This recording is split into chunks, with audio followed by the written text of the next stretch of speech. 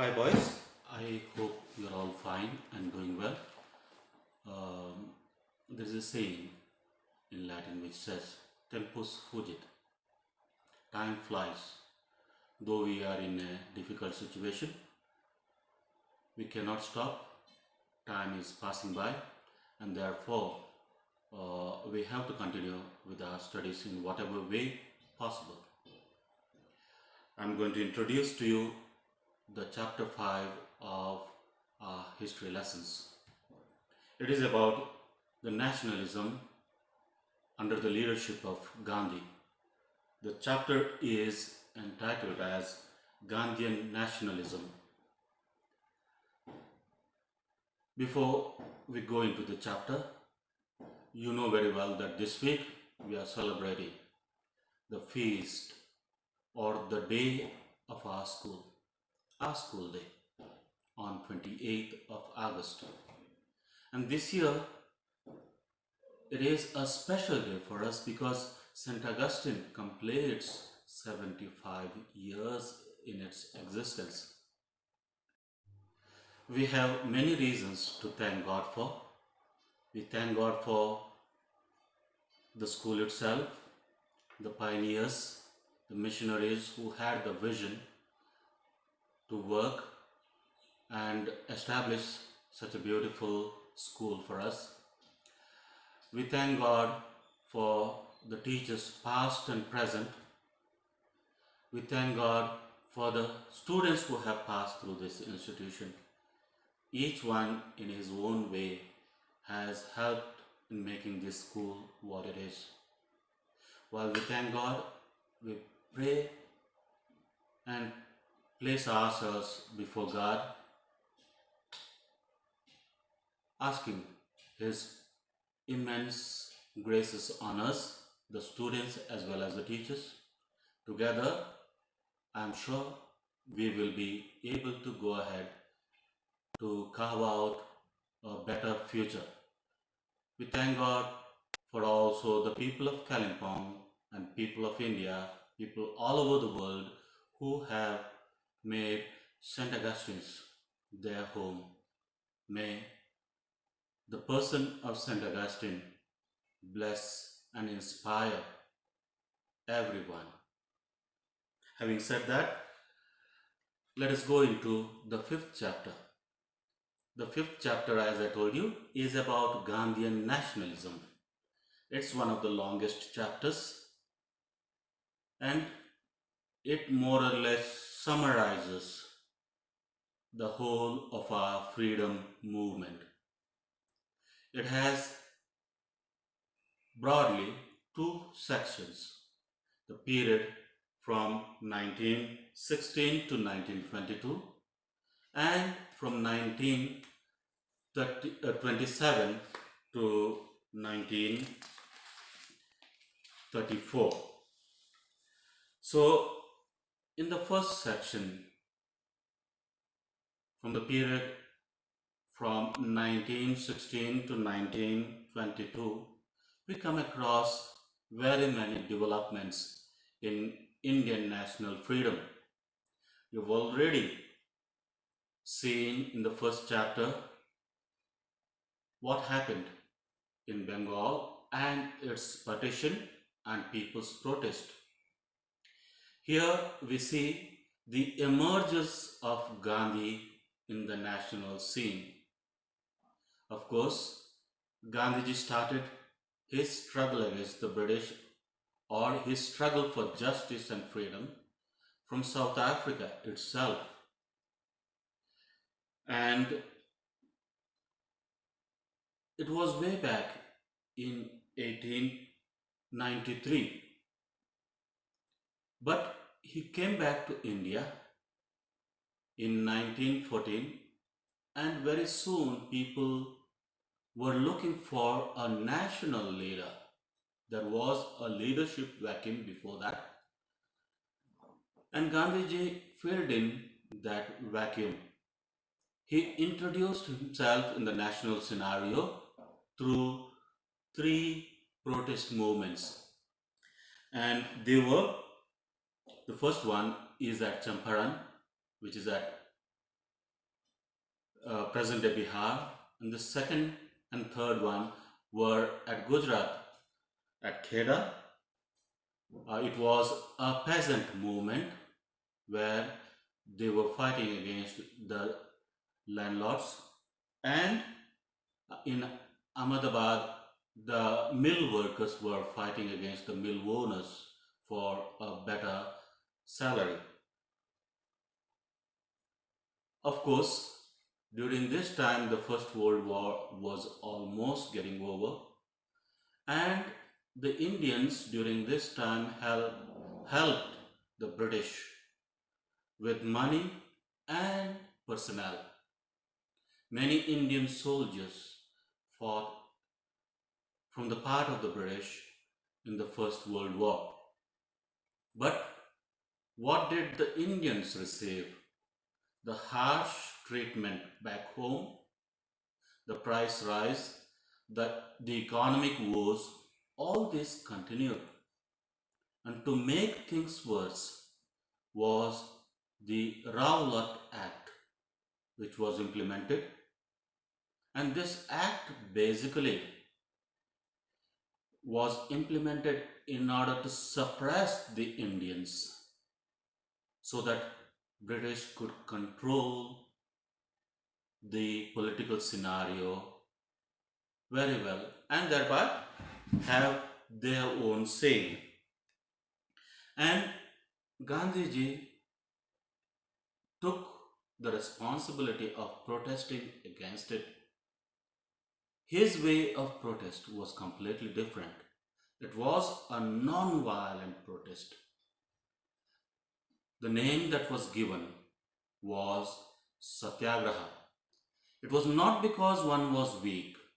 It was because one was strong, morally, spiritually. One could resist such kind of brutal violence of the British. And many joined in this kind of protest. But we see the repercussions. The British were slow in understanding.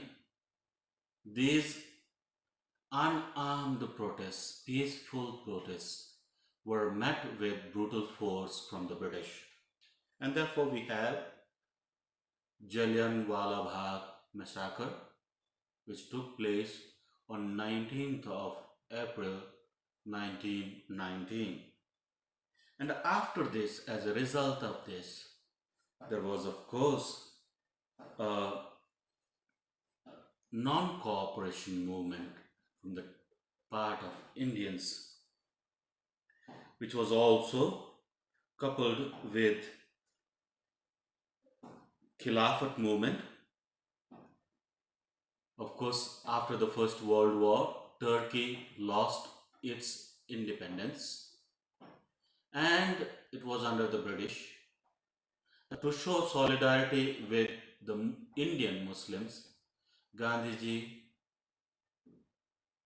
started this movement, or at least went along with the protest movement, so that all of us could all the Indians could put up a united front, united resistance for what the British were doing. This Khilafat movement slowly developed into a non-cooperation movement, a truly nationalist movement. And this non-cooperation movement, of course, had 4 phases in the year 1921 and 1922. It ended, or it had to be called off, because it had developed into a violent movement at Chauri Chaura incident, where 22 policemen were burnt alive. This was not the character that Gandhiji wanted. Of course, after this, there was some lull or some quiet, uneasy, quiet moments in Indian history. We don't see very much anything for the 5 years, but of course, people were organizing themselves. It was after the appointment of the Simon Commission in 1927. Once again, the movement picked up. The Simon Commission was protested against. The British had sent this commission to see the political scenario in India. But Indians knew very well that they would not get what they wanted, and therefore they protested against this commission. Moreover, in this commission, there was not even a single member of Indian origin, not even a single Indian in the commission. Hence, how would the British know what were the real problems of Indians? Fearing agitations and protests, Gandhiji was arrested.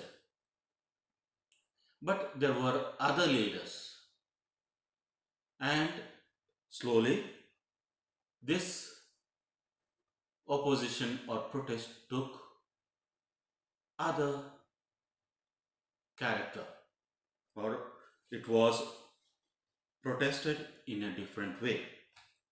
Of course, in between we see also the British had challenged Indians to make or to draft their own constitution. Taking up that challenge, under the leadership of Motilal Nehru, the committee drafted the constitution for India, which is called as Nehru Report. Slowly, divisions came among the Indians themselves on ethnic lines, on caste lines, and basically on religious basis. And British exploited this division best to their advantage. Of course, the movement developed into a civil disobedience movement, a protest against all that is British was chalked out. And under this movement, one of the most important event is Dandi Satyagraha, which took place in 1932, where